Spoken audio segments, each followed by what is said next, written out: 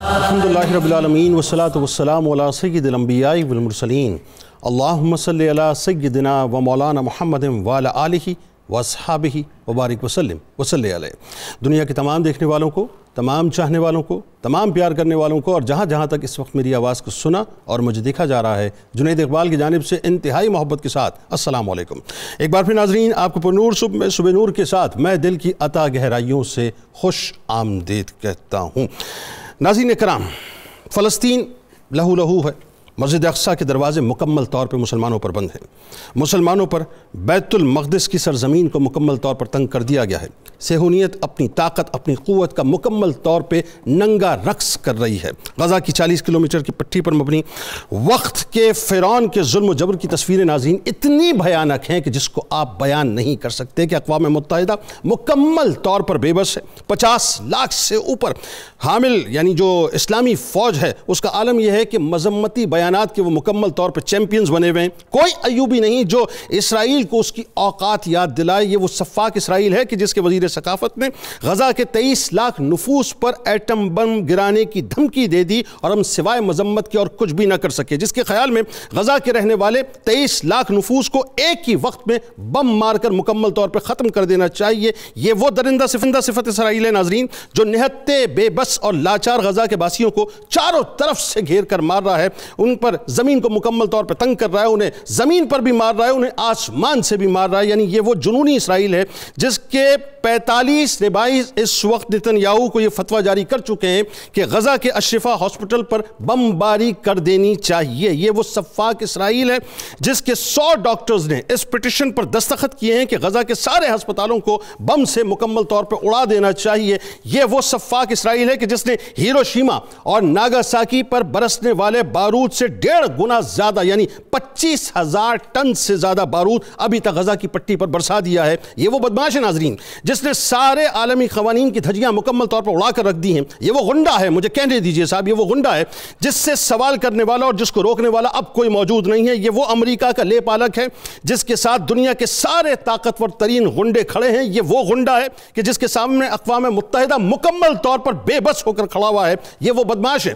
جس کے خلاف مسلم امہ بھی مکمل طور پر خاموش تماشائی بن کے کھڑی ہوئی ہے۔ یہ وہ سفاک اسرائیل ہے جس نے عام شہریوں کو نہ چھوڑا۔ یہ وہ سفاک اسرائیل ہے جس نے عورتوں کو نہ چھوڑا۔ یہ وہ سفاک اسرائیل ہے جس نے بزرگوں کو نہ چھوڑا۔ یہ وہ سفاک اسرائیل ہے جس نے معصوم بچیوں اور بچوں تک کو نہ چھوڑا، اور یہ وہ سفاک اسرائیل ہے جس نے حاملہ خواتین تک کو نہ چھوڑا۔ ان کے گھر مکمل طور پر ملبے کے ڈھیر بنا دیے، ان کے اسکولوں کو ملبے کے ڈھیر کے اندر تبدیل کر دیا، ان کے ہسپتالوں کو ملبے کے ڈھیر کے اندر تبدیل کر دیا، ان کی مساجد کو ملبے کے ڈھیر کے اندر تبدیل کر دیا، ان کی سڑکوں کو ملبے کے ڈھیر کے اندر مکمل طور پر تبدیل کر دیا کہ غزہ کی فضا ناظرین چاروں طرف سے بارود کی بو اتلا رہی ہے کہ غزہ کی سرزمین پر چاروں طرف موت کا ننگا رقص ہے، خوف کی فضا ہے، دہشت کا راج ہے، گولیوں کی تھڑتھڑاہٹ ہے، بموں کی، میزائلوں کی اور راکٹوں کی دھمک ہے۔ ہر وقت ہر لمحہ ایک انجانہ خوف غزہ کی پٹی پر ہے۔ پانی نہیں ہے، بجلی نہیں ہے، طبی سہولیات نہیں ہیں، لوگوں کی چیخ و پکار ہے، مظلوموں کی آہ و بکا ہے، لوگوں کی لاشیں بکھری پڑی ہیں صاحب، جسم خون میں مکمل طور پر لت پت ہیں،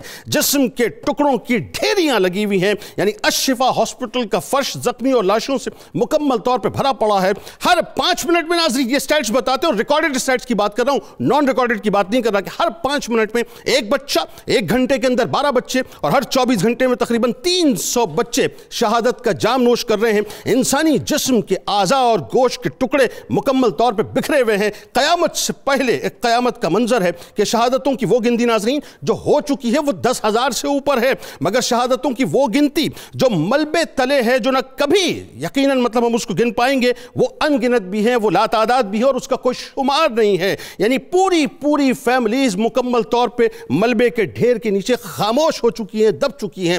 آج ناظرین پوری دنیا آپ دیکھیے سڑکوں پر نکل آئی ہے، مسلمان کیا، غیر مسلم کیا، اسرائیل اور اس کے پالنے والوں کے خلاف سراپا احتجاج ہیں۔ امریکہ، UK، کینیڈا، فرانس، دیگر ممالک میں ناظرین لاکھوں کی تعداد میں گورے کالے سب مل کے ہر نسل کے لوگ یعنی ان کے کنٹرول میڈیا BBC اور CNN کے خلاف کھڑے ہیں، اسرائیل کے خلاف کھڑے ہیں، اسرائیل کے ظلم و ستم کے خلاف کھڑے ہیں، اسرائیل کی جاہلیت کے خلاف کھڑے ہیں، اور پرو پیلسٹائن کھڑے ہیں، یعنی فلسطین کے حق میں فری پیلسٹائن کے نعرے لگاتے ہوئے ہمیں نظر آتے ہیں۔ یعنی اس دوغلے کردار کے بارے میں آپ کیا کہیے گا صاحب کہ 16 فرانسیسی سینیٹرز نے اس ہفتے ایک بل جو ہے وہ تجویز کیا ہے جس کے مطابق اسرائیل کی ریاست کے وجود کو چیلنج کرنے والوں کے لیے 1 سال قید، 45,000 یورو کا جرمانہ ہوگا، اسرائیل کی توہین کرنے پر 2 سال قید اور 75,000 یورو کا جرمانہ ہوگا، اور بل میں اسرائیل کے خلاف براہ راست نفرت یا تشدد کو ہوا دینے والوں پر 1 لاکھ یورو کا جرمانہ اور 5 سال کی قید ہوگی۔ یہ فریڈم آف اسپیچ کی بات کرتے ہیں،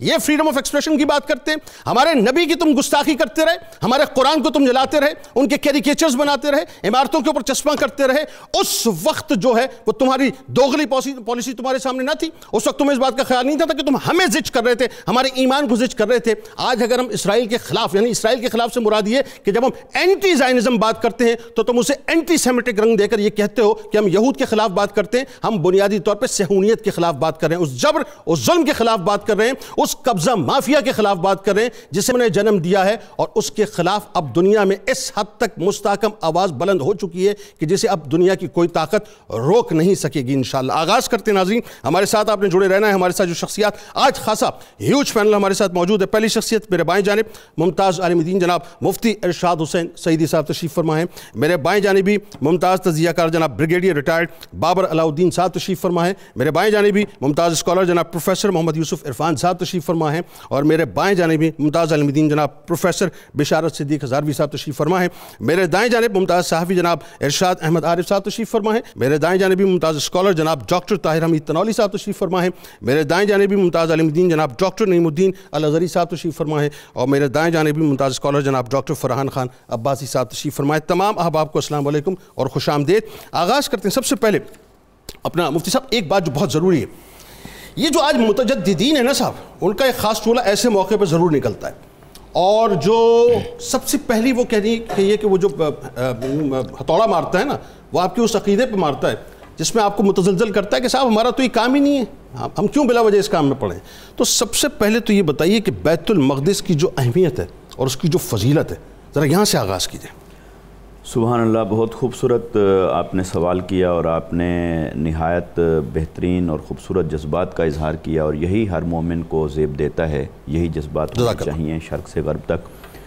جہاں تک بیت المقدس کی اہمیت کا تعلق ہے، دیکھیے اللہ رب العزت نے ارشاد فرمایا سبحان الذی اسریٰ بعبدہ لیلا من المسجد الحرام الی المسجد الاقصی الذی بارکنا حولہ لنریہ من آیاتنا انہ هو السمیع البصیر۔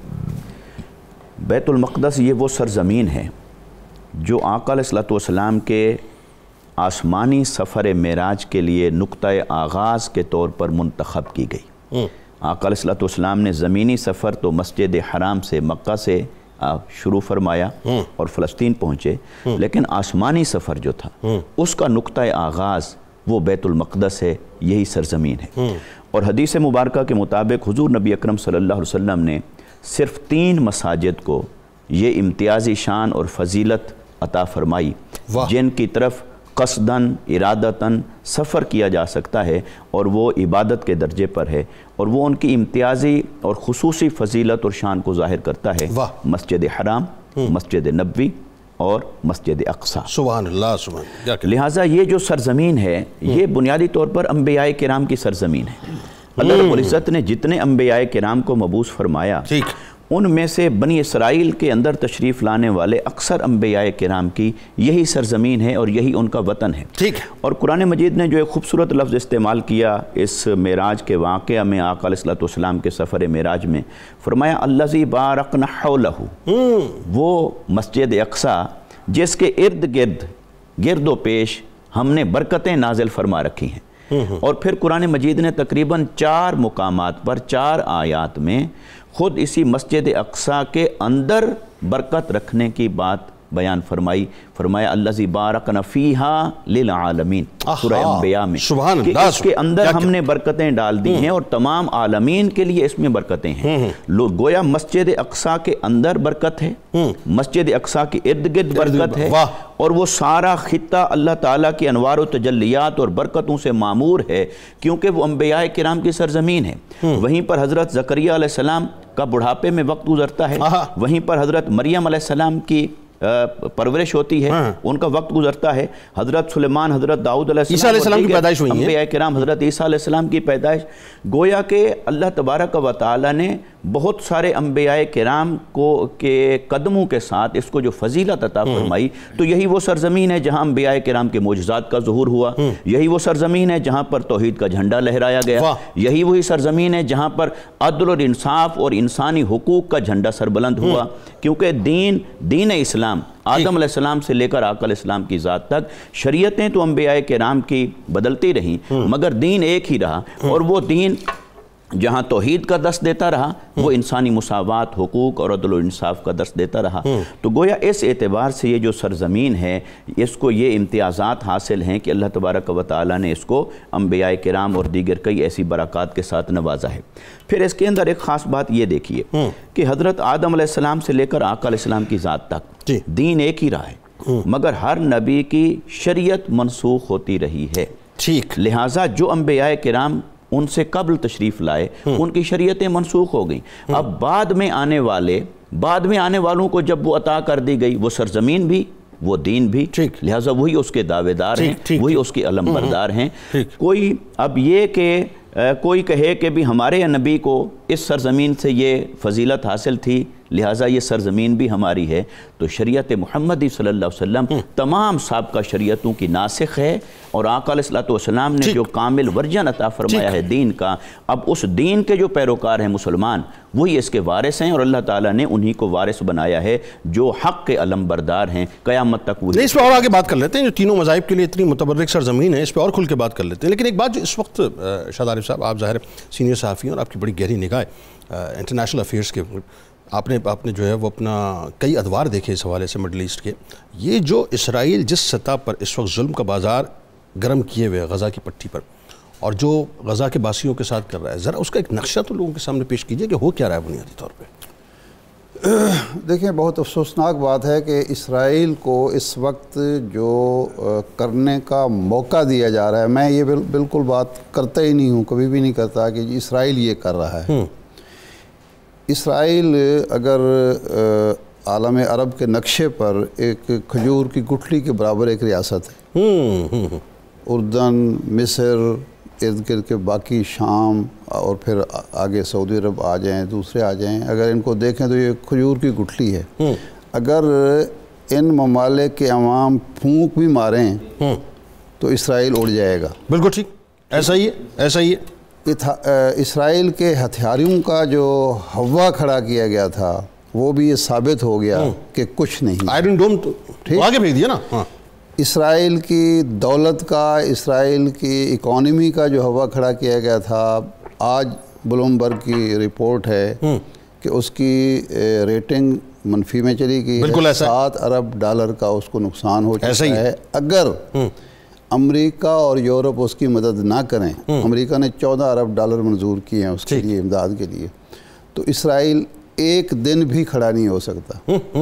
یہ امریکہ ہے، یہ یورپ ہے، یہ فرانس، UK اور دوسرے ممالک ہیں جس کی وجہ سے، جن کے بل بوتے پر اسرائیل آج 5000 بچوں کو شہید کر چکا ہے۔ معاذ اللہ۔ 10,000 سے زیادہ اوورال لوگ ہیں، خواتین ہیں، بچے ہیں، بوڑھے ہیں، اور یہ ریکارڈڈ، نان ریکارڈڈ نہیں ہے اس میں۔ اچھا، یہ سارا ظلم و ستم، یہ بربریت وہ ممالک اور وہ اقوام برداشت کر رہے ہیں جن کے ہاں آسٹریلیا میں آپ سانپ کو نہیں مار سکتے، بالکل صحیح، جہاں بلیوں کے حقوق ہیں، کتوں کے حقوق ہیں، تمام جانوروں کے حقوق ہیں، لیکن یہاں انسان کے بچے، انسان مر رہے ہیں۔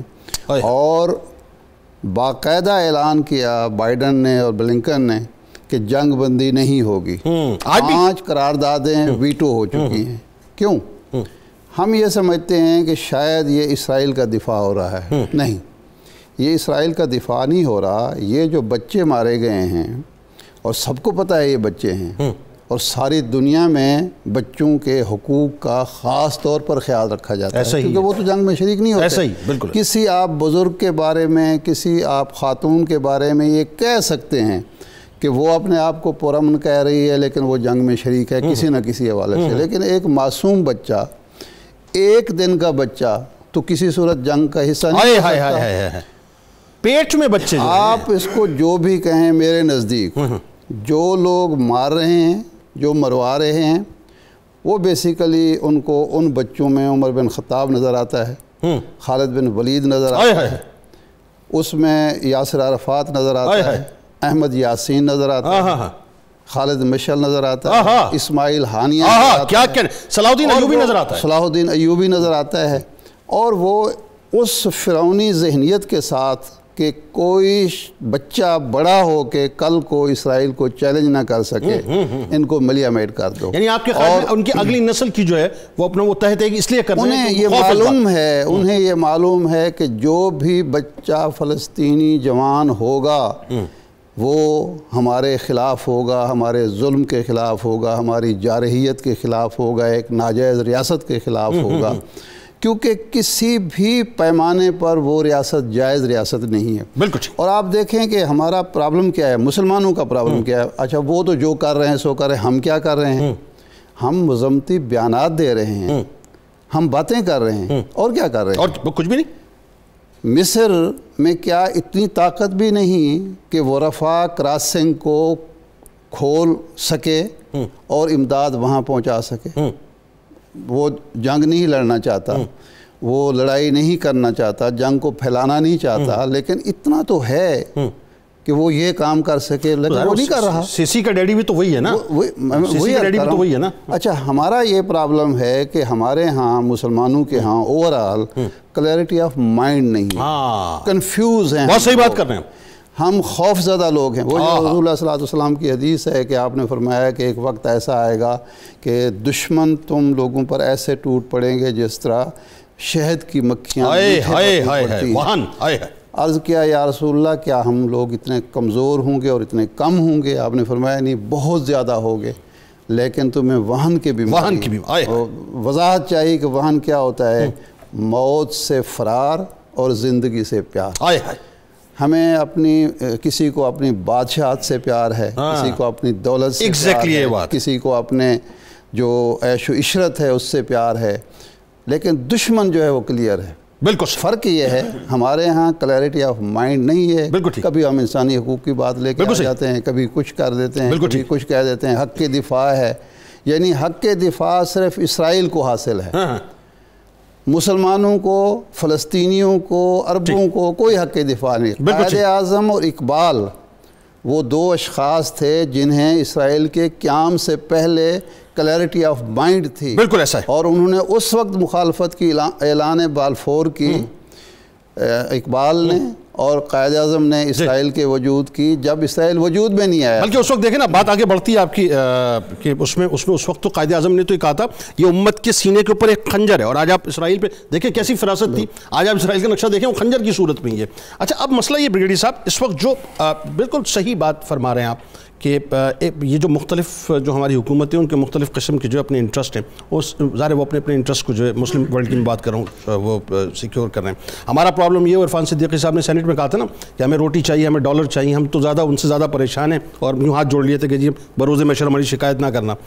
عالمی طاقتوں کا جو کردار ہے صاحب وہ کردار بڑا کھل کے ہمارے سامنے آ گیا. جس طرح سے ہم ایکسپوز ہو گئے وہ بھی مکمل طور پہ ایکسپوز ہو گئے.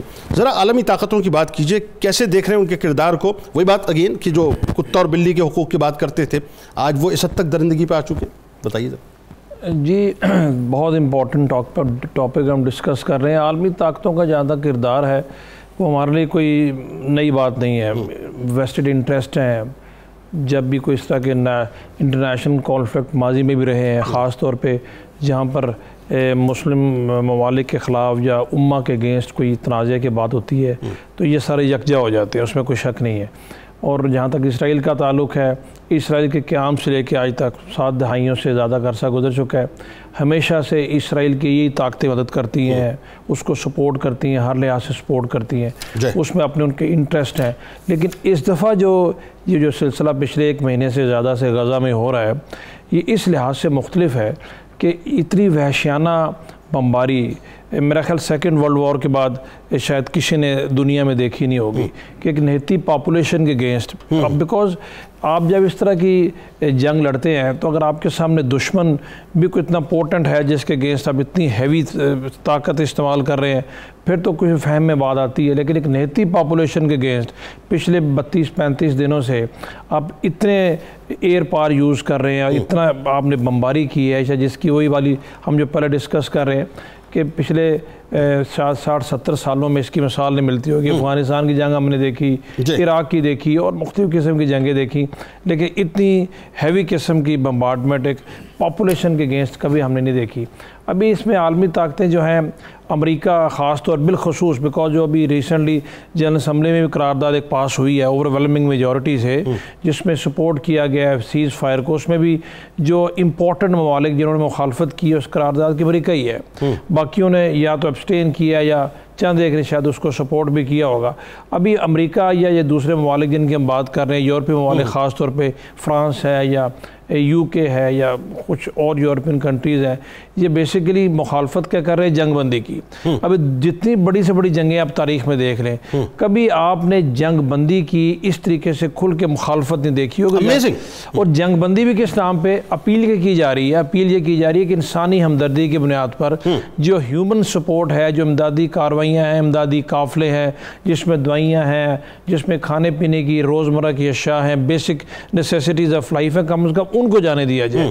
جتنی بڑی سے بڑی جنگ بھی ہو، جنیوا کنونشن میں جنگی قیدیوں کے حقوق بھی ہیں، اس میں ایون جو آپ کے سولجر جو لڑ رہے ہوتے ہیں ان کے حقوق بھی دیے گئے ہیں، سب کے حقوق کی پاسداری کا بھی کہا گیا ہے۔ اور جنگ کے دوران بھی بہت سارے مواقع ہم نے یہ دیکھا ہے کہ جنگ بندی کی جاتی ہے صرف کس لیے کہ آپ جو ایسے لوگ جو براہ راست جنگ میں شامل نہیں ہیں ان کی مدد کی جائے، تاکہ وہ کم از کم بھوک اور اس طرح کی چیزیں نہ ہونے سے وہ اپنی جان سے ہاتھ نہ دھو۔ نہیں بریگیڈیئر صاحب، آپ کو نہیں لگتا کہ یہ صرف دنیا کو دکھانے کے لیے بیانات ہے کہ جنگ بندی کی جائے، پیچھے سے تو باقاعدہ اس کو تھپکی ماری جا رہی ہے کہ جتنا مار سکتے ہیں ہم پیچھے کھڑے ہوئے؟ تھپکی تو بالکل دی جا رہی ہے، اس میں کوئی شک نہیں۔ اصل تو کردار یہ ہے نا بنیادی طور پر۔ لیکن میں یہ کہنا چاہوں گا جو ہمیں اس طرح کی تمام صورتحال میں بہت ہی مایوس کن صورتحال ہے، لیکن آپ کو ایک چیز میں بتاؤں، جو وہاں سے رپورٹس آ رہی ہیں، یقین کیجئے ہم جو اس علاقے سے باہر بیٹھے ہوئے ہم شاید زیادہ خوف زدہ ہے، لیکن غزہ کے وہ جو 20 لاکھ لوگ ہیں ان کے اندر موت کا خوف ابھی ختم ہو چکا ہے۔ جو ان کے اندر ان کا مرائل ہے، آپ دیکھیں کہ یہ کوشش یہ کی جا رہی تھی کہ غزہ سے لوگ بہت بڑی تعداد میں چلے جائیں، خالی چھوڑ دیں، اور لوگوں کو یہ بتایا جائے دنیا کو یہ حماس کے کانسیپٹ کو، حماس کی پالیسی کو یہ لوگ سپورٹ نہیں کرتے، لیکن انہوں نے کم از کم اس چیز کا تہیہ کر لیا ہے کہ ابھی وہ نہ یہاں سے جانے والے ہیں، اور یہ جنگ اگر اسرائیل کسی منطقی انجام تک لے کے جانا چاہتا ہے تو یہ خود بھی اس کو کسی منطقی انجام تک لے جا کے چھوڑیں گے، کیونکہ حماس کی جو حماس کی طرف سے کارروائی کی گئی، اس کے رد عمل جو امریکہ کر رہا ہے، اس کا آپس میں کوئی ریلیونس کسی صورتحال میں بنتا ہی نہیں ہے۔ اور آپ دیکھیں کہ ابھی ہم بات کر رہے ہیں حق دفاع کی، یہ کوئی حق دفاع نہیں ہوتا۔ حق دفاع ہوتا ہے کس چیز کا حق دفاع؟ مطلب آپ کس کو ٹارگٹ کر رہے ہیں؟ دیکھنا تو یہ بات یہ ہے کہ آپ ٹارگٹ کس کو کر رہے ہیں۔ آپ بری طرح ایکسپوز ہو چکے ہیں، آپ کہتے تھے دنیا کو ہماری بہت بڑی فائر پار ہے، بہت بڑی ہماری فوج ہے، ہمارے ٹرینڈ سولجر ہیں۔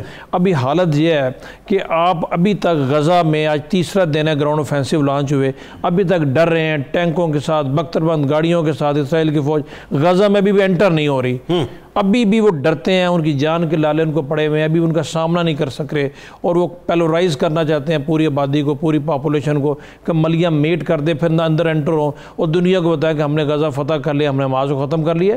مزاحمتی تحریکیں جن کے اندر کو کانسیپٹ ہو، جن کے اندر کو کاز ہو، اس طریقے سے کبھی ختم نہیں ہوتی۔ سر ایک بات جو اس میں ظاہر آگے جا کے بات کرتے ہیں کہ ایک جملے میں چاہتا ہوں کہ وہ ان کی غیرت تو اپنی ظاہر الٹیمیٹ اپنے اوج کمال پہ ہے نا، ہماری غیرت کے آگے بے کیوں لگ گیا ہے؟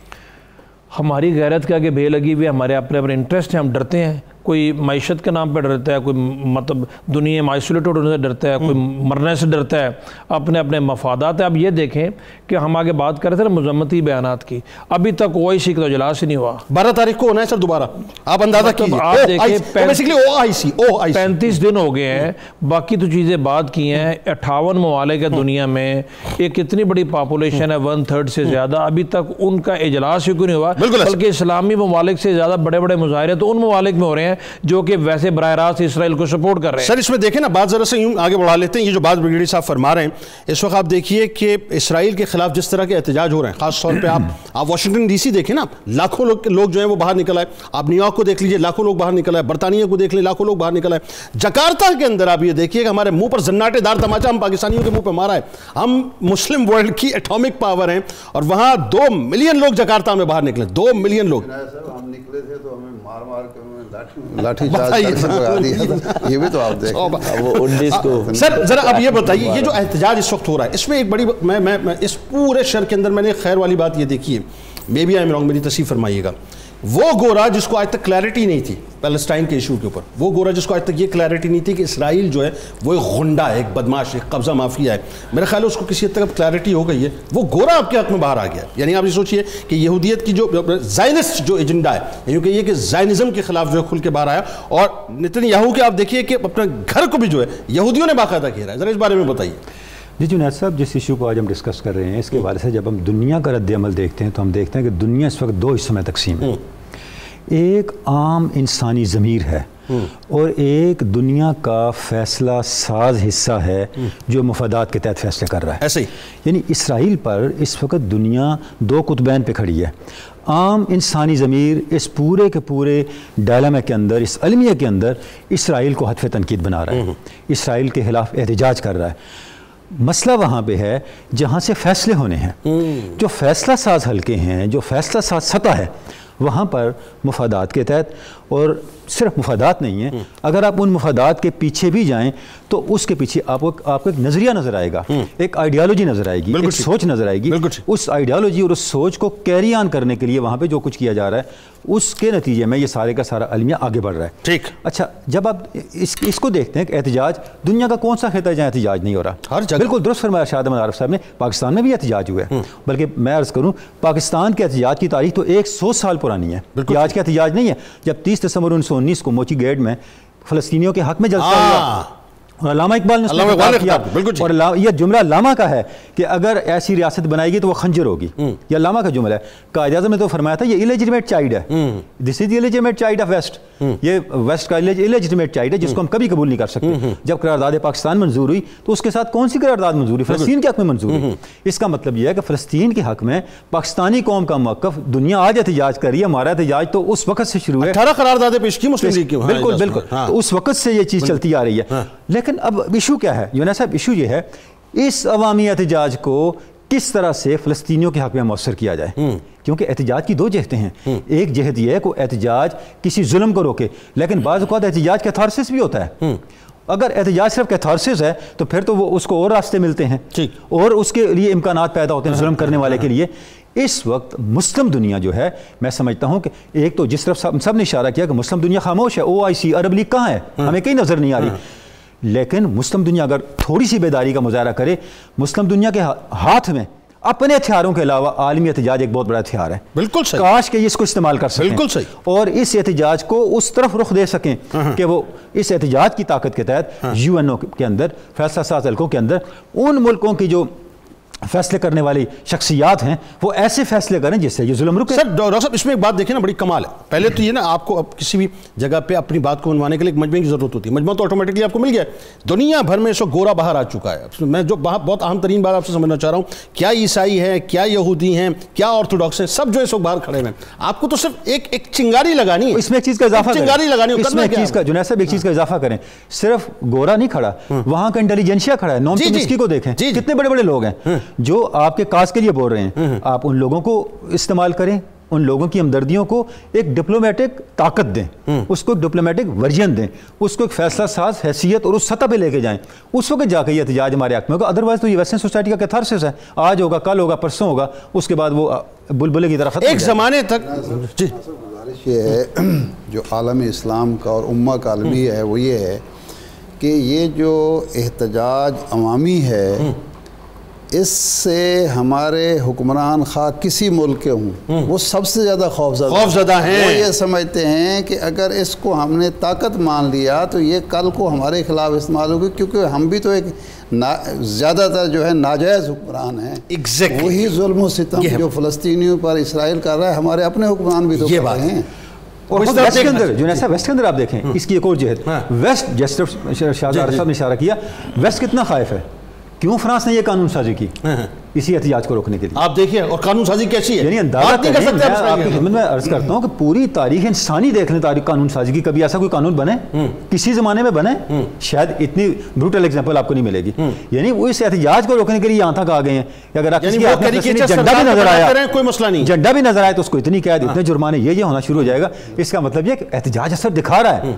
کاش کہ ہم اس اثر کو اس طرف لے کے جا. کمال آپ دیکھیے، کمال آپ یہ دیکھیے صاحب، کمال یہ دیکھیے کہ ویسٹرن ورلڈ کے اندر ان تمام تر حدود و قیود کے باوجود بھی جس طرح سے لوگ باہر نکلے ہیں لاکھوں کی تعداد میں، اور انہوں نے جو بیریئرز کو توڑا ہے، انہوں نے کہا جی ہم نہیں مانتے، فری پیلسٹائن کے نعرے لگ رہے ہیں، اسرائیل کے خلاف نعرے لگ رہے ہیں. میں کل دیکھ رہا تھا ابھی آپ سے جا کے، میں اس موضوع پہ چونکہ آپ سے ریلیٹڈ موضوع ہے، بی بی سی اور CNN کے دفتر کے باہر لوگ کھڑے ہو گئے ہیں، گورے کھڑے ہو گئے اور ان کی ایسی تیسی کر دی ہے. ناظرین ہمارے ساتھ جڑے رہیے، سرکار علیہ السلام کی بارگاہ میں اور سرکار کی آل کی بارگاہ میں درود پاک کا نذرانہ پیش کیجیے. اور ایک بات میں جاتے ہوئے آپ سے عرض کرنا چاہتا ہوں بریک پہ صاحب، ہم کتنے ہی غلیظ ہو جائیں، کتنے ہی گھٹیا، میں ورڈ گھٹیا کا یوز کر رہا ہوں کیونکہ ہم اب گھٹیا پر ان کے پیڈسٹل آخری پیڈسٹل پہ آ کے کھڑے ہو گئے نا، کہ ہماری جو اپنی آئی ڈی ہے اس کو بھی ہم نے کولیپس کر کے رکھ دیا ہے. الٹیمیٹ ذہن میں رکھیے گا، امداد آپ کو ملے گی تو اللہ اور اس کے رسول صلی اللہ علیہ وآلہ وسلم کی بارگاہ سے ملے گی، اور وہی بارگاہ آپ کو بچا سکتی ہے، باقی ہمارے اعمال ایسے نہیں ہیں. سرکار کی بارگاہ میں، ان کی آل کی بارگاہ میں درود پاک کا نذرانہ پیش کریں. لوٹ کے ذرا عرفان یوسف صاحب سے پوچھتے ہیں، صاحب یہ جو OIC ہے اس کا کردار بنیادی طور پہ اس طرح کا کیوں ہے؟ درود پاک.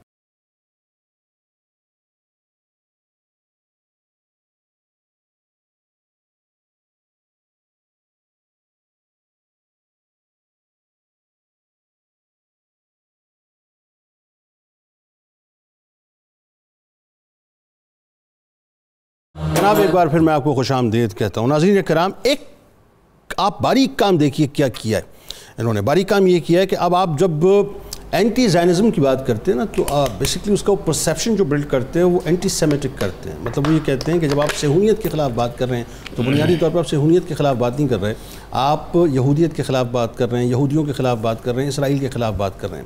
ہمارا مدعا صرف اتنا ہے کہ ان دونوں ٹرمز کو الگ کرنا بھی بہت ضروری ہے، جس کو آج غلط ملت کر دیا ہے ویسٹرن میڈیا نے بھی، ویسٹرن ورلڈ نے بھی، اور خاص طور پہ یہ جو جتنے بھی لے پالک ہیں انہوں نے بھی. ذرا اس سلسلے کو وہیں سے جوڑ دیجیے. یوسف صاحب یہ بتائیے، یہ جو OIC کا کردار ہے صاحب، مطلب 12 تاریخ کو میں دیکھ رہا تھا خبر کہ جی وہ کیا اپنا وہ سر کیا ٹرم استعمال کرتے ہیں، ارجنٹ اجلاس کال کر لیا گیا، ہنگامی اجلاس. یعنی آپ دیکھیے صاحب 25,000 ٹن جو ہے بارود برسا دیا اور ہزاروں کی تعداد میں شہادتیں ہو گئیں، اور ہنگامی اجلاس وہ بھی 12 تاریخ کو ہو رہا ہے. بتائیے ذرا عرب ورلڈ کہاں پہ کھڑا ہے، عرب لیگ کہاں پہ کھڑی ہے؟ وہ حضرت علامہ نے فرمایا تھا، تیری دوا نہ جنیوا میں ہے نہ لندن میں، فرنگ کی رگجاں پنجائے یہود میں ہے.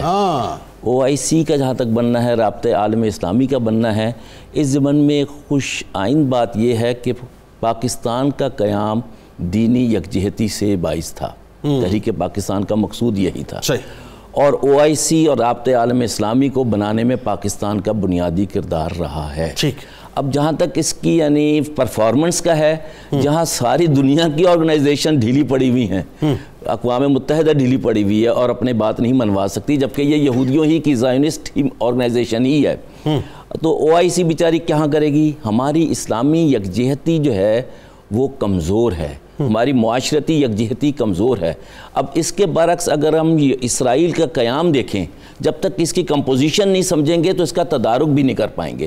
اس کی کمپوزیشن کیا ہے؟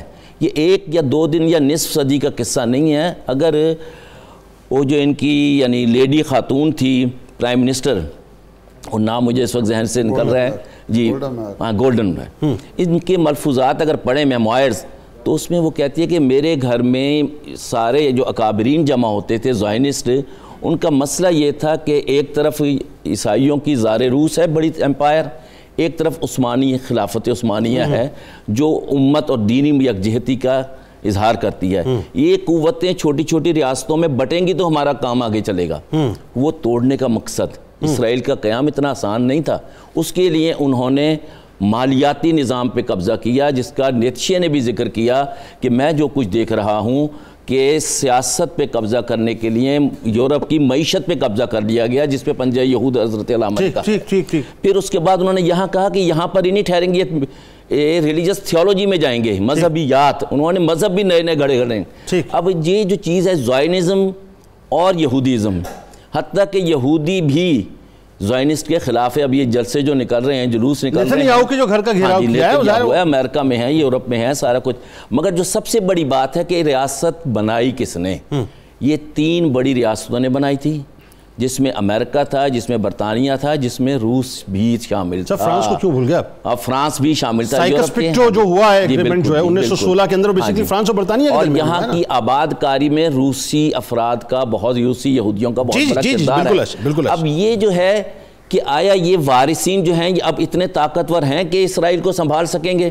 اسرائیل کو سنبھالنے کے لیے انہوں نے یعنی چھوٹی چھوٹی ریاستیں, 2 اسٹیٹس کا جو کانسیپٹ دیا تھا وہ انہوں نے لبنان میں بھی بنایا, وہ انہوں نے پیلسٹائن میں بھی بنایا, مگر وہ ریاستیں بھی فیل ہو گئی ہیں. اور اس ارد گرد دیکھیے کہ اگر آپ جنرل السیسی کا بھی ذکر کر رہے تھے, جس کی ماں یہودن ہے, زائنسٹ ہے, ارد گرد جتنی ریاستیں ہیں وہ کمزور ہیں اور حکمران کا عوام سے کوئی تعلق نہیں ہے. عراق میں کیا ہوا, دیگر ممالک میں کیا ہوا, جارڈن, مگر عوام یکجہتی کا اظہار کر رہی ہیں. سر مسئلہ یہ قطع کلام کی معذرت, مجھے ایک بات بتائیے, 5 ملین سے اوپر فوج کی نمائندگی کے لیے آپ نے OIC بنا تو دی ہے نا, بات تو یہ ہے نا, وہ ایک فورم تو بنا دیا ہے نا آپ نے. وہ فورم کیا, اصل تو بات یہ, وہ پانی کو ممم تو نہیں کہتے نا, روٹی کو اوٹی تو نہیں کہتے, ان کو تو سب پتہ ہے ان کے مفادات کیا ہیں. تو OIC کیا کرتا ہے مجھے تو یہ بتائیے نا, عرب لیگ کیا کر رہا ہے؟ وہ جو اسلامی فوج ہے نا, جو راحیل شریف صاحب جس کے ہیں, اس کا چارٹر یہ نہیں ہے.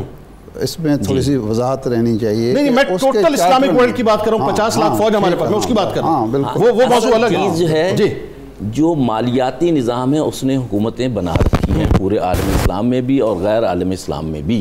اب یہی دیکھیے کہ یہاں پر اگر جلسے جلوس نکلتے ہیں تو حکومتیں ساتھ نہیں ہوتی, یورپ میں ساتھ نہیں, امریکہ میں ساتھ نہیں ہے, حتیٰ کہ یہودی بھی اس ریاست کے خلاف جلسے جلوس کر رہے ہیں, مظاہرے کر رہے ہیں. اگر یہ چیزیں ہیں کہ جو موجودہ نظام ہے, اگر یہ اسی طرح شیلو, اور جس کا T.S. ایلیٹ نے بھی کہا تھا کہ یہ شیلو ہے, ہالو ہے, اور یہ اس طرح کتنی دیر کھڑا رہے گا.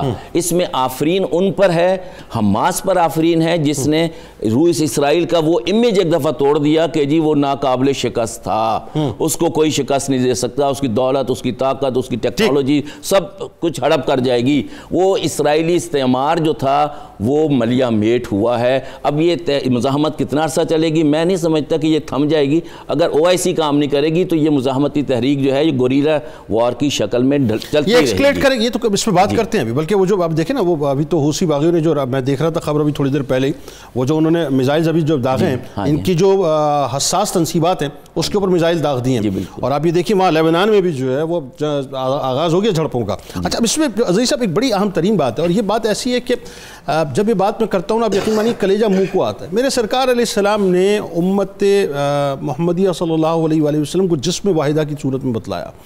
اور ابھی جو ہم OIC کی بات کریں, ایکچولی سارا کانٹیکس وہی ہے. میرا جو غم ہے اس بات کا ہے کہ پورے یعنی 57 اسلامی ممالک کے بعد جو ہے وہ 5 ملین سے اوپر فوج موجود ہے, 2.25 لاکھ فوج جو ہے صرف اسرائیل کی ہے. مجھے حیرت ہوتی ہے کہ ہم اس حد تک پلپلے ہو چکے ہیں, مصلحت پسند ہو چکے ہیں. I don't know کیا وجہ ہے کہ ہمیں وہ حدیث پاک بھی ہمارے سامنے نہیں ہے کہ سرکار نے کتنی تکلیف سے بات فرمائی تھی کہ جسم واحد کی طرح کسی ایک عضو میں درد ہو تو پورے جسم میں درد محسوس ہوگا. تو ذرا بتائیے یہ جو حدیث پاک ہے یہ کتنا بڑا ہمارے لیے سوال ہے آج.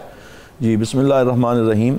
بڑے اہم موضوع پہ گفتگو جاری ہے, اور میں حضرت اقبال کے اسی شعر کو مکمل کروں گا کہ تیری دوا نہ جنیوا میں ہے نہ لندن میں, فرنگ کی رگے جہاں پنجہ یہود میں ہے, سنا ہے میں نے غلامی سے امتوں کی نجات, خودی کی پرورش و لذت نمود میں ہے. تو اس میں حضرت اقبال نے یہی بات کی ہے کہ جب بھی مسلمان پاور اور طاقت میں رہے ہیں آج تک پوری اسلامی تاریخ میں, تو اس کو ٹیسٹ کرنے کا یہی طریقہ تھا کہ دیکھیں فلسطین مسلمانوں کے پاس ہے یا نہیں ہے. اگر فلسطین مسلمانوں کے پاس ہے تو وہ طاقت میں ہیں, وہ جرت میں ہیں, وہ ایک ہیں. اور جب مسلمان تقسیم ہوئے سب سے پہلے فلسطین ہمارے ہاتھ سے نکلا. اور اس کی تاریخ پہ اگر بہت بہترین بات ہوئی, میں ایک جملہ یہ ایڈ کرنا چاہوں گا کہ آپ دیکھیں کہ یہ یہودی جن کے بارے میں کہا گیا کہ بچوں کو نعوذ باللہ یہ شہید کر رہے ہیں، قتل کر رہے ہیں، ظلم کر رہے ہیں، یہ تو انبیاء کو قتل کرنے والی قوم ہے۔ حضرت زکریا، حضرت یحییٰ، حضرت عیسیٰ اور اس کے علاوہ دیگر جلیل القدر انبیاء کو انہوں نے قتل کیا اور ان کی بے حرمتی کی۔ اور اسلامی تاریخ میں اور اس سے پہلے اگر دیکھیں، جیسے کہا گیا ان الدین عند اللہ الاسلام، ہمیشہ مسجد اقصیٰ انبیاء کے پاس رہی، اور جب یہود نے حضرت موسیٰ علیہ السلام کے ساتھ جانے سے انکار کیا اور کہا فَاذْهَبْ أَنْتَ وَرَبُّكَ فَقَاتِلَا إِنَّا هَاهُنَا قَاعِدُونَ کہ اے موسیٰ آپ جا کے لڑیں فلسطین کے لیے، ہم نہیں لڑیں گے، ہم تو یہاں بیٹھے ہوئے ہیں۔ تو اللہ نے ان کے بارے میں فرمایا إِنَّهَا مُحَرَّمَةٌ عَلَيْكُمْ 40 سنہ کہ یہ زمین تمہارے اوپر حرام ہے، اور 40 سنہ اس لیے کہا کہ ایک نسل 40 سال میں چینج ہو جاتی تو تمہاری اس نسل پہ حرام ہے۔ بعد میں یہود کی وجہ سے 700 سال تک فلسطین کی یہ مقدس سرزمین رومیوں اور مشرکوں کے پاس رہی۔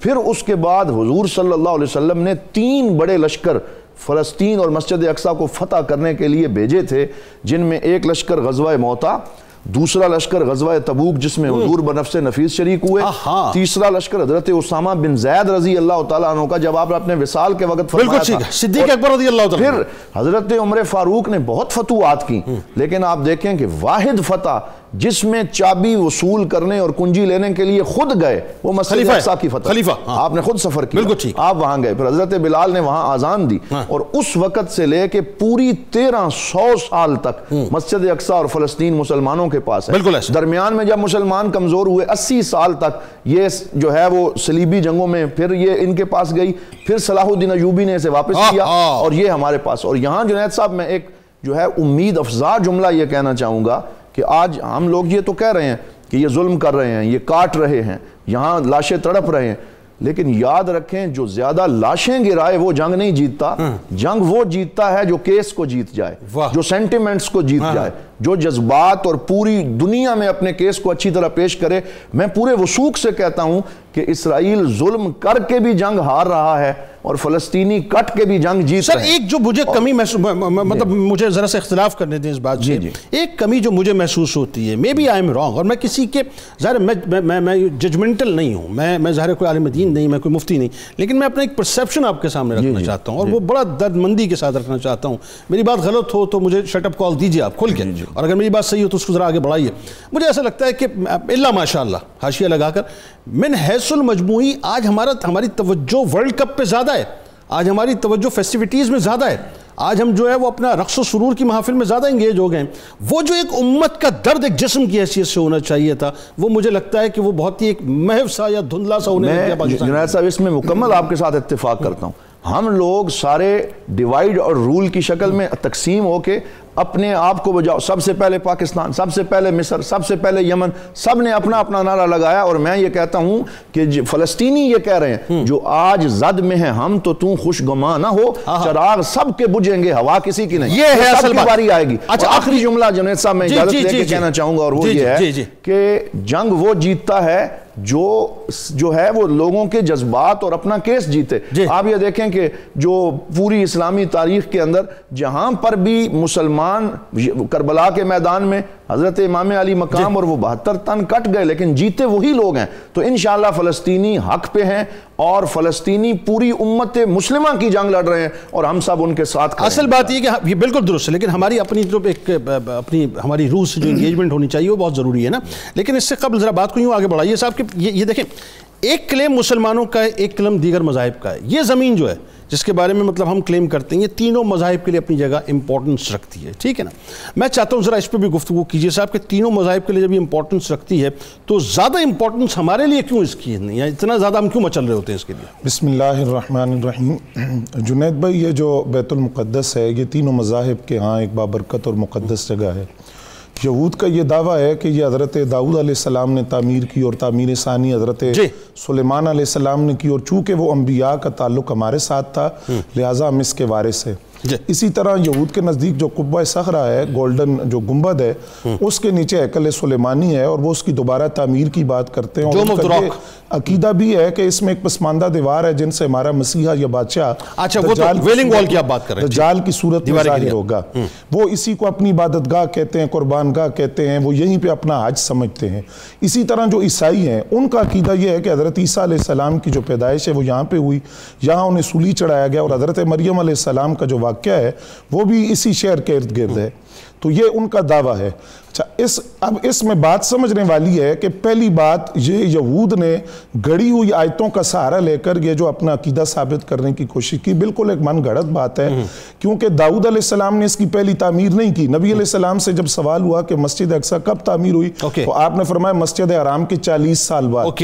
تو جو پہلی تعمیر ہے وہ حضرت آدم علیہ السلام نے کی ہے، اس کے بعد جو تعمیرات ہیں وہ حضرت داؤد علیہ السلام اور سلیمان علیہ السلام کا ذکر. اگر فرض کیجئے کہ یہ مان بھی لیں کہ یہ تعمیر پہلی حضرت داؤد علیہ السلام اور سلیمان علیہ السلام نے کی ہے، تو یہاں یہ بات سمجھنے والی ہے کہ وہ مسلمان تھے، اور مسلمانوں کی بنائی ہوئی تعمیرات کے وارث وہ مسلمان ہی بنیں گے جو اللہ کی زمین پر اللہ کا نظام نافذ کریں گے، جو متقین ہوں گے، تقوی کی صفات سے متصف ہوں گے، وہ اس کے وارث قرار پائیں گے. تو آج مسلمان کون ہیں؟ جو آقا کریم صلی اللہ علیہ وسلم کی ذات گرامی پر ایمان رکھتے ہیں اور آپ کی ختم نبوت کو تسلیم کرتے ہوئے آپ پر ایمان لائے ہیں، وہ مسلمان کہلاتے ہیں. یہود کا یہ دعویٰ بھی ہے کہ یہ ہمارا قبلہ ہے، لہذا جب ہمارا قبلہ ہے تو ہم اس کے وارث ہیں، جبکہ یہ بات حضرت آدم علیہ السلام سے لے کر نبی علیہ السلام تک سینکڑوں دلائل سے یہ بات ثابت ہے کہ تمام انبیاء کا اور ان کی قوموں کا جو قبلہ ہے وہ بیت اللہ رہا ہے. اور پھر یہود کا یہ دعویٰ بھی ہے کہ مسلمانوں نے جو بیت المقدس کو قبلہ بنایا وہ ہماری اتباع کے اندر تھا، ہماری پیروی کرتے ہوئے تھا.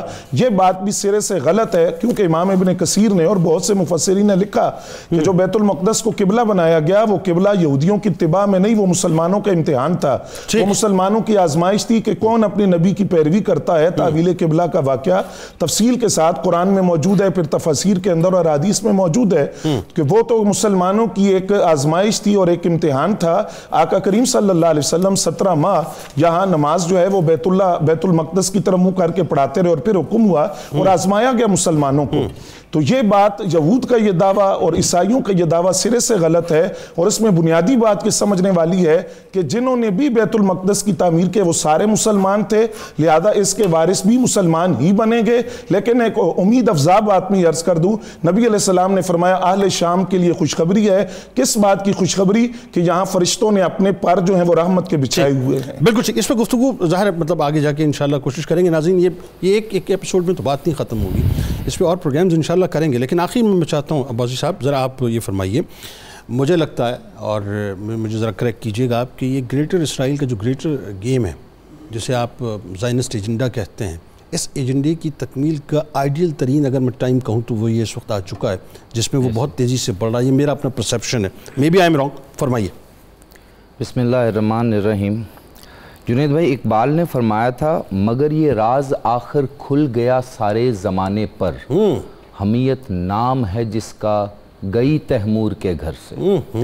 سب سے پہلے تو میرے وردی کولیگز نے کافی زیادہ اس کے اوپر بات کی، لیکن میں گزارش یہ کرنا چاہوں گا کہ دشمن جو مرضی کرنا چاہے گریٹر اسرائیل بنائے یا ایلومیناٹی کا کوئی ورلڈ آرڈر بنا دے، the thing is that کہ ہم کیا کر رہے ہیں، ہماری اپنی ذمہ داری کیا ہے، ٹھیک ہے، مسلم امہ کیا چاہتی ہے، اور جہاد کا جو کانسیپٹ قرآن پاک میں احادیث مبارکہ میں دیا گیا ہے کیا وہ اسی طرح آج کی نوجوان نسل میں انکلکیٹ کیا جا رہا ہے یا نہیں. آج کا عالم یہ ہے کہ تمام مسلم ممالک زیادہ تر انکلوڈنگ پاکستان بھی جشن بہارہ منا رہا ہے. اگر آپ غور سے دیکھیں جنید اقبال صاحب کہ جب اس طرح کے معاملات ہوں گے تو سوری ٹو سے جس طرف اسرائیل اس وقت چل پڑا ہے مغربی طاقتیں اس کے پیچھے ہیں، World Bank, I M F, international community, international financial institution, international non governmental organization, international media, تو کیوں نہیں بنائے گا وہ گریٹر اسرائیل؟ دیکھیے نا جس طرح یعنی آپ اندازہ لگا لیجئے کہ ایک رپورٹ میں پڑھ رہا تھا گارڈین میں، وہ کہتے ہیں کہ جنگ عظیم دوئم کے بعد اب پہلا ایسا مہینہ گزرا ہے کہ ڈیلی 136 بچے پر ڈے مارے جا رہے ہیں. جی ایسا ہی ہے اور یہ ریکارڈڈ ہے, یہ ریکارڈڈ ہے صاحب. اوپن میسیکرنگ کی جا رہی ہے. جی جی جی. اس کے ساتھ ساتھ نتن یاہو نے پچھلے ہفتے کچھ ایسی میٹنگز کی ہیں, کچھ ایسے میپس ڈیویلپ کیے جا رہے ہیں جس میں آل ٹوگیدر غزہ کو ختم کر دینا ہے, زمین بوس کر دینا ہے. ایون کہ جو یہ بات کی جا رہی ہے صحرائے سینا کے اندر ان کو ریہیبلیٹیٹ کریں گے باقی لوگوں کو, یا پھر مصر لے کر کے جائیں گے, یہ بھی صرف ایک پروپیگنڈا ہے, ایک جھوٹ ہے. انہوں نے اس کی ایکسپینشن کرنی ہے, اردن کو اس کا حصہ بنانا ہے, سیریا کو اس کا حصہ بنانا ہے, عراق کو اس کا حصہ بنانا ہے, ایران کو اس کا حصہ بنانا ہے, اور وطن عزیز اسلامی جمہوریہ پاکستان کے بلوچستان. سر دیکھیں یہ تو آپ مشرق کی طرف آ گئے نا, وہ جو ساؤتھ کی بات ہو رہی ہے صحرائے سینا جسے میدان طیب کہتے ہیں, ایکچولی یہ تو اسرائیل کی انٹیلیجنس ایجنسی کی جو 10 صفحات پر مبنی جو ڈاکیومنٹ تھا اس کو ویکیپیڈیا نے لیک کر دیا. بالکل ایسا, اور ان کا پلان ہے یہ خیمہ بستیاں بسانے کا, یعنی لوگ یہاں پہ ڈائیورٹ کر دیں گے وہ. سر دیکھیں ہوتا پتہ کیا ہے کہ آپ کو سب سے پہلے تو اپنے ہی اکابرین کو, اپنے ہی ایمان کو, اور سب سے امپورٹنٹ چیز, میں ایک اور رپورٹ بھی پڑھ رہا تھا کہ جب سیریا پہ حملہ کیا گیا, عراق پہ حملہ کیا گیا, تو پاکستان میں موجود علماء دین نے فتویٰ جاری کیا تھا جہاد کا. یہاں تک کہ وار آن ٹیرر میں بھی ہمارے علماء دین نے فتویٰ جاری کیا. تو اب ہم ایسا کیوں نہیں کر رہے؟ تو ہم اپنی نوجوان, ان کے ربائز نے فتویٰ جاری کر دیا, 45 تو پھر ہم اپنی نوجوان نسل کو کیا میسج دے رہے ہیں؟ ہم ان کو کیا بتا رہے ہیں کہ آپ صرف اور صرف لپ سروس دیں, لفاظی استعمال کریں, باقی جو بھی کرتے ہیں کرتے چلے جائیں. اور جس طرح میرے وردی کولیگ نے کہا کہ اس کے بعد پھر باری ہماری ہے اور ہمیں اس کے لیے پریپیئر ہونا پڑے گا. بالکل ٹھیک. آپ تمام احباب کا بہت شکریہ, آپ لوگ تشریف لائے. ناظرین کرام, بات ظاہر ہے اب یہ چونکہ یہ ایسا معاملہ ہے کہ اس پہ گفتگو ہوتی رہنی چاہیے, اس پہ پروگرامز ہوتے رہنے چاہیے. ہم کھٹکھٹاتے رہیں گے صاحب, آپ دروازہ کھولیں نہ کھولیں, ہمارے ساتھ جڑے رہیے گا. آئیے ذرا تجدید عہد وفا اپنی اپنی روح سے. لا یؤمن احدکم حتی اکون احب الیہ من والدہ وولدہ والناس اجمعین. اللہ تعالیٰ آپ کا, ہمارا, ہم سب کا, پاکستان کا, امت مسلمہ کا, اور خاص طور پہ اپنے فلسطینیوں کے لیے ضرور دعا کیجیے, ان کا حامی و ناصر ہو. مل کے نعرہ لگائیں گے صاحب, اور ذرا با آواز بلند لگائیں گے. پاکستان کا مطلب کیا؟ لا الہ الا اللہ محمد رسول اللہ صلی اللہ علیہ وآلہ وسلم.